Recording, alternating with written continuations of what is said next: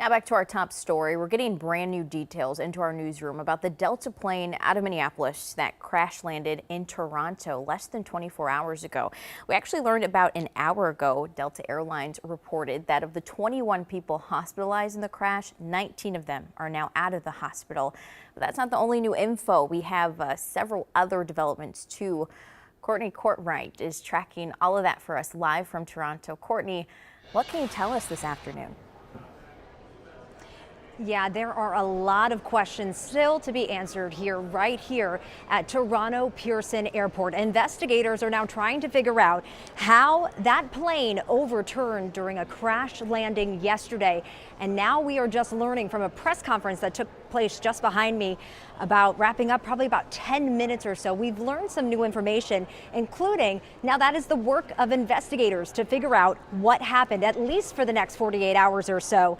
And we learned still some new information during that press conference, but I do want to let you look at this video. Here is what we know. 2 runways are closed because of that investigation. Toronto Pearson President and CEO Deborah Flint saying they are in recovery mode since resuming flights at around 5 my time yesterday. She says without being able to use those 2 runways that are now closed, that could play a role in the airport here in the operations of flights coming in and out, but those inspections are happening according to Flint on that plane so they can get those runways back up and running. Now we have learned, like you said, 21 passengers were transported to a hospital. 19 of them are released already, 2 still in the hospital. We also learned that from a press conference. So a lot of new details emerging from this press conference. We also learned that those 2 people who are still in the hospital, Flint says they are expected to be all right. And now this all happened yesterday. Delta flight 4819 came from Minnesota and crash landed on the runway here in Toronto Pearson Airport yesterday afternoon. 80 people were on the board of that plane when it all happened. For some, it's still like a surreal sight to see, right? A plane that has been flipped over. Some wonder if the weather, like the wind, could have played a factor. Here is what officials had to say about conditions. From last Thursday to Sunday, Toronto Pearson saw extreme conditions, 2 separate snowstorms.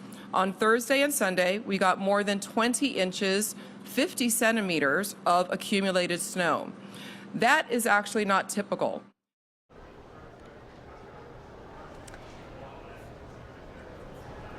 Yeah, so hopefully we will still learn some more information from investigators as the days go on, because we do know, like Flint said, 48 hours expected at least to take to see what may have happened. But as for flights going in and out of here, obviously things are a little bit different because of those 2 runways being closed at this hour.